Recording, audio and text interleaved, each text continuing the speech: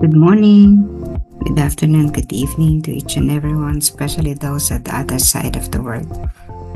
There is no time and space between us. There is only this present moment, and we are one.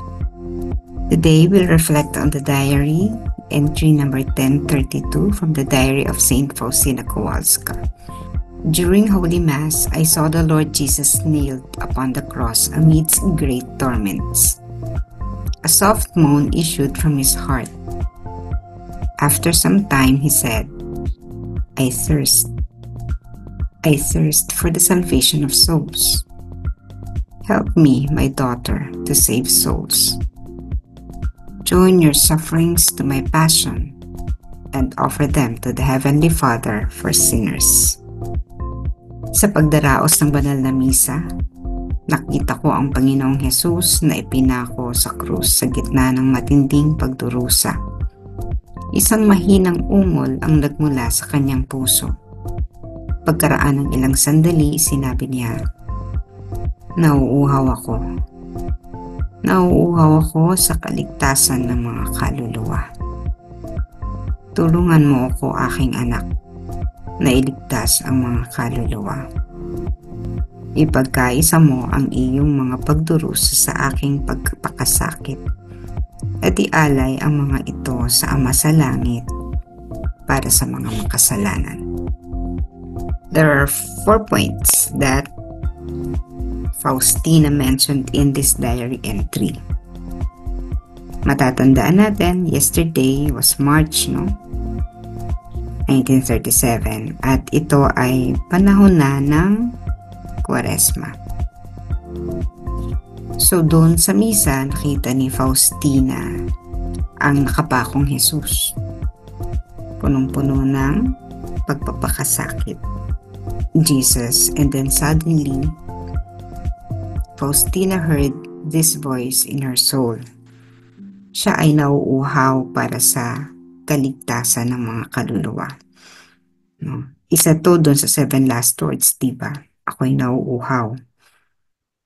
Pero ang ibinigay sa kanya ay yung mapait na cup, Naglalaman ng mapait na liquid. Pero hindi naman yun talaga ang kinauuhawan ng Panginoon. Hindi tubig. Bagamat literal na nauuhaw din siya. Pero ang totoong kinauuhawan niya ay ang kaligtasan ng mga kaluluwa.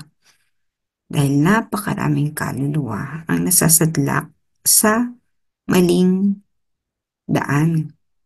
Ang daan na patungo sa kanilang kamatayan, hindi sa kanilang kaligtasan. And then the second one, because of that thirst, sabi niya, tulungan siya ni Faustina para magligtas ng mga kaluluwa. But actually, kung titingnan natin, it was between Faustina and Jesus, the conversation.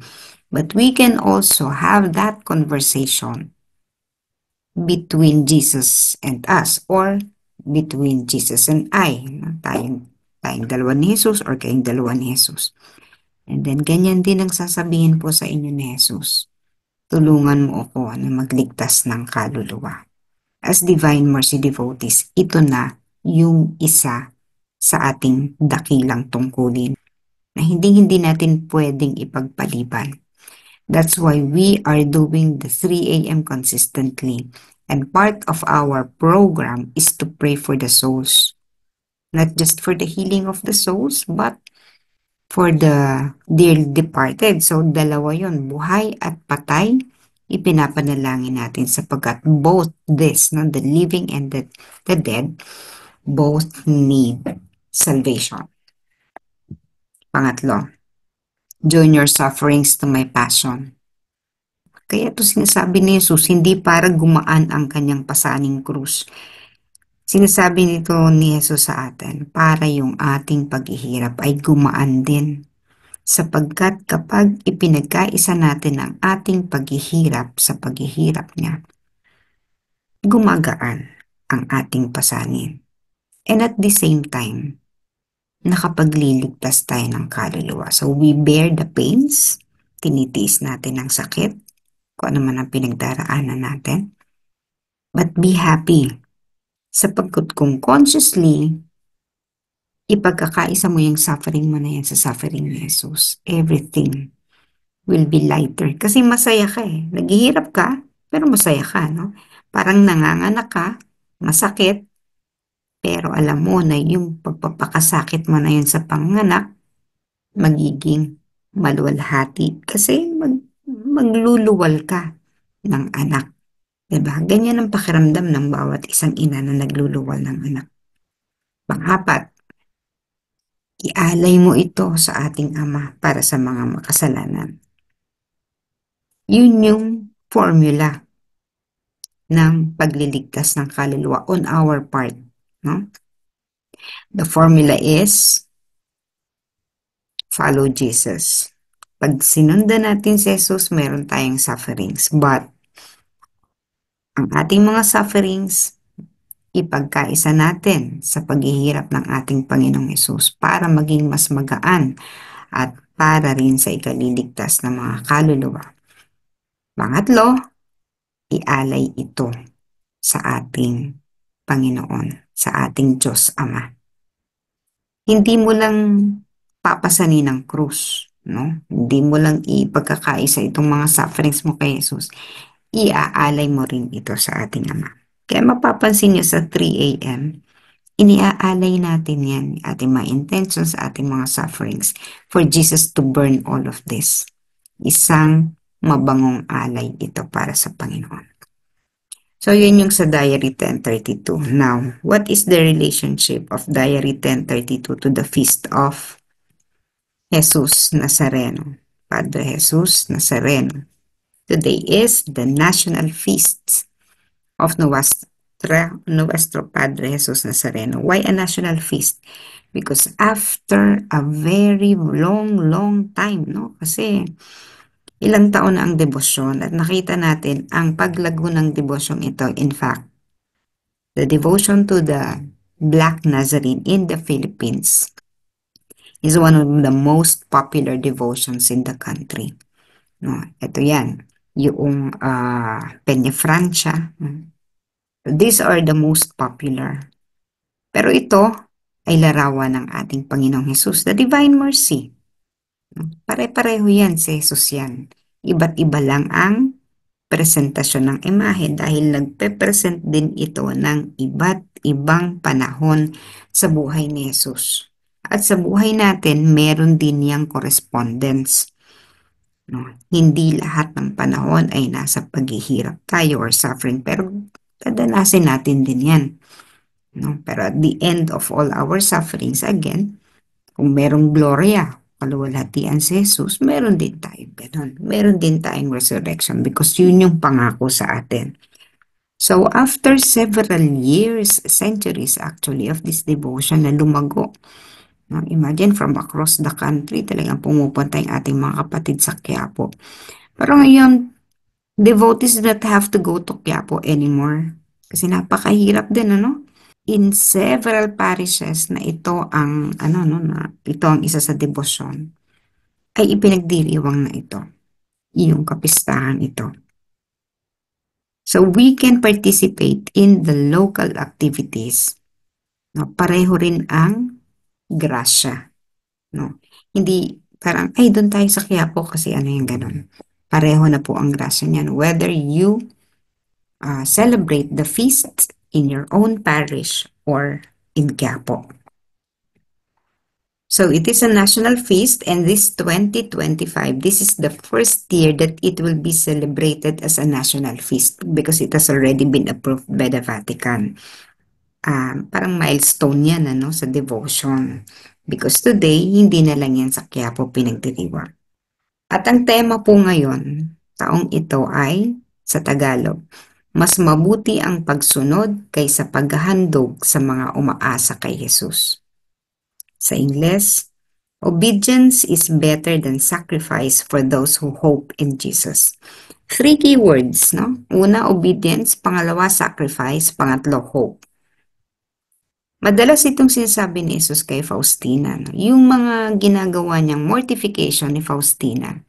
Sabi ni Jesus sa kanya pa ulit-ulit, mas mahalaga sa akin yung sumusunod ka kaysa diyan sa mga ginagawa niya, 'no? Kaya yung pagsunod, ano ibig sabihin? So, sundin mo itong mga sinasabi ko sa'yo. Sundin mo yung doktor mo. 'Pag sinabi ng doktor, yun din ang gusto ko. 'Pag sinabi ng doktor na magpahinga ka, huwag ka munang lumabas, hindi makakabuti sa kalusugan mo. Obedient, sundin mo yun. No? Kaysa doon sa magpumilit siya na lumabas. No? Pero there were times sasabihin niya, Lord, kung gagala ka na ako'y sumisimba, nagwo-worship, no? Sana'y maging maayos ang aking kalagayan. So, pag sa nasa kalooban ni Jesus, yung hinihiling niya, pagagalingin naman siya for that very moment para siya maka-attend ng magsimba, no? Para siya makasimba. So, mahalaga yung obedience kaysa sa sacrifice. Bakit tingin niyo bakit ganito ang tema ngayon? Pangatlo, yung hope. Siyempre, this is the Jubilee year at ang tema natin ay Pilgrims of Hope. No? So, lahat tayo ay mga peregrino, naglalakbay para sa iisang pag-asa. Ano ba yung tinatanaw nating pag-asa? Ang tinatanaw nating pag-asa ay ang buhay na walang hanggan. So, naglalakbay tayo patungo doon.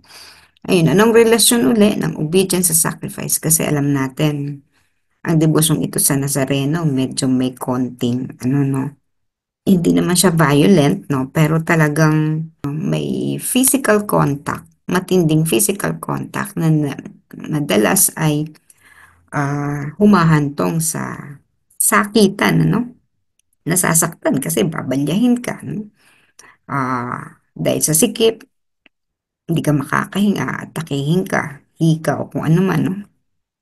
Hindi ko pa yan naranasan. Dumalo sa kapistahan ng Black na silang itim na Nazareno, no? Kasi talagang parang ito ay for the brave only. Na talagang yung kayang suungin yung ganun. Kasi napakatinding sakripisyo ang gagawin mo, no? Para lang maabot mo yung andas, mai iitsa mo yung panyo mo para yung nandun sa andas, ipahid yung panyo mo sa Nazareno, tapos ibabalik sa'yo, no? Pero hindi rin sure na masasalo mo yung panyo, di ba? Sa dami ng tao, pwedeng ibang panyo yung masalo mo or pwedeng yung sa'yo, no? Pero kung sa ibang panyo man yun, okay din lang, no? Pero, ganun katindi para makalapit ka dun sa andas. Bubunuin mo yung napakaraming tao, multitude, no, ng mga tao na nandoon. At yan talagang, ano yan, no, skin to skin ang distansya ng mga tao. So, yun yung isang sakripisyo talaga. Pero sabi nga, obedient, sumunod tayo. So, may mga patakaran, may mga guidelines, sumunod. Hindi mo kailangan para maging orderly yung pagdiriwang. Kasi nga, hindi siya nagiging orderly kasi nga may balyahan, may mga nasasaktan, no? Pero for the devotees, baliwala yun. Dahil tingin nila, bahagi yun eh, no? Yun yung talagang ano eh, kahit nga kita ko kagabi yung isang devotee talagang naka-wheelchair na, pero talagang magpupumilit dahil naniniwala sila, kagalingan ay ibibigay sa kanilang poong Nazareno. Yung translation, by the way, for those who do not know what translation is, sa Tagalog ito, no, yung paglilipat, no. So, ito yung inaalala, yung paglilipat ng imahe, no, doon sa simbahan ng Quiapo. Kaya, yan ay ginugunita taon-taon. Traslasyon ang tawag dyan. No? Katulad sa Divine Mercy, there will be a motorcade after the Mass. Sa pagdiriwang natin ngayong araw na ito ng kapistahan ng Poong Jesus Nazareno, katulad niya, marami tayong mga dinadala. Pero kagaya nga ng sinabi ni Jesus kay Faustina,